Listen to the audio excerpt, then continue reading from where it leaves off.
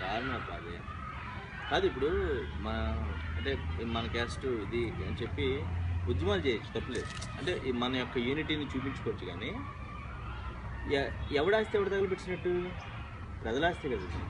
ప్రభుత్వ ఆస్తి అంటే ఇప్పుడు మనం ఇప్పుడు వర్కులు చేస్తాం, ట్యాక్సులు కడతాం, ఆ ట్యాక్సులతో రైళ్ళు కొంటారు, వాటితోనే మరి ఇప్పుడు వాళ్ళకి మందులు ఉంటారు. ఇప్పుడు ఎవడైతే తగలబెట్టాడో వాళ్ళ ఇంట్లో వాళ్ళకి అవసరాలు ఉంటాయి కదా, పప్పులు ఉప్పులు ఆ? అవన్నీ కూడా రేట్లు పెరిగిపోయాయి అంటారు. మరి పెరిగిపోయాయంటే ఇలా తగలబెట్టేస్తే మరి ఇది బేర్ చేయాలి కదా, పెంచుతారు రేట్లు. గవర్నమెంట్ మళ్ళీ రేట్లు పెంచుతుంది. సో వాళ్ళే నష్టపరుచుకుంటారు. అంటే ఇప్పుడు ఇది మనం మంచి అన్నాం అనుకో, ఇక నుంచి ఎవడైనా సరే ఓహో మనం ఏదైనా చేయాలంటే ముందు కనిపించింది తగలబెట్టేయాలి. కనిపించింది తగలబెట్టి అంటే ఇది ఒక రౌడీయిజాన్ని మనం సపోర్ట్ చేస్తాం. చాలా తప్పు. అందులో మనుషులు ఉంటే అసలు మిగతా అక్కడ అర్జెన్సీలో ఎవరు వెళ్తున్నారు వాళ్ళ పరిస్థితి ఏమవుతుంది అంటే అర్థం ఏంటి? ఇప్పుడు మా లాంటి వాళ్ళకి ఇస్తే మేము ఇలాగ అందరినీ ఇబ్బంది పెడతామన్నా, కరెక్ట్ కాదు కదా. దారుణం. ఉద్యమాలు చేయొచ్చు, ఏమైనా చేయొచ్చు.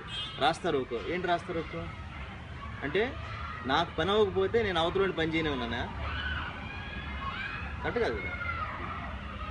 నాకు పని అవ్వదు, అవతల చచ్చిపోయిన పర్లేదు అంబులెన్స్ కూడా ఆపేస్తుంది, రాస్తారు ఒక చేసి. మనుషులు అక్కడ ఓ ప్రెగ్నెంట్ లేడీ ఉందనుకో, రైల్లో వెళ్ళాలి అర్జెంటుగా, రైలు రోకో, రైలు తగలబెట్టిస్తాం, ఆవిడ పరిస్థితి ఏంటి? చావు బతుకుల మీద చూడున్నాడు, పరిస్థితి ఏంటి? లేదు అవతల ఎవరో ఉన్నారు, ఇక్కడ డాక్టర్ వెళ్ళాలి ఇమీడియట్గా, పరిస్థితి ఏంటి? అది వీళ్ళకి వస్తే కరెక్ట్. అది చాలా దారుణం. అంటే రాజకీయాలు ఉండొచ్చు, ఇవన్నీ ఉండొచ్చు, ఎవరికాళ్ళు సపోర్ట్ ఉండొచ్చు, గ్రూపులు కట్టుకోవచ్చు, మనం కూడా గ్రూపులు ఉండొచ్చు. ఏ పరిస్థితి కూడా శని కుదిరేకుండా ఆడు కరెంటు ఆఫ్ చేయకపోతే, డ్రైవర్ ఉన్నాడు కరెంట్ ఆఫ్ చేయకపోతే ఏ పరిస్థితి? అదే ఈ పరిస్థితి ఏంటి? ఆ లీడర్ ఇలా సమాధానం చెప్తాడు, వీళ్ళ ఫ్యామిలీ సమాధానం చెప్తాడు. ఇప్పుడు లీడర్స్ అనేవాళ్ళు ఒకటి, లీడర్స్ అనేవాళ్ళు ఒక మోటోలో అనొచ్చు, ఏదో చేయొచ్చు. బట్ ప్రతి మనిషికి ఒక నాలెడ్జ్, కామన్ సెన్స్ అనేది ఉంటుంది కదా. వీళ్ళు కూడా ఇప్పుడు తగలబెట్టేస్తాం ఏమొస్తుంది? డబ్బా. రేపు వీళ్ళకి అదే పరిస్థితి వస్తే అంటే ఒక వర్గం చేస్తే ఇంకో వర్గం రేపు ఇచ్చేస్తుంది.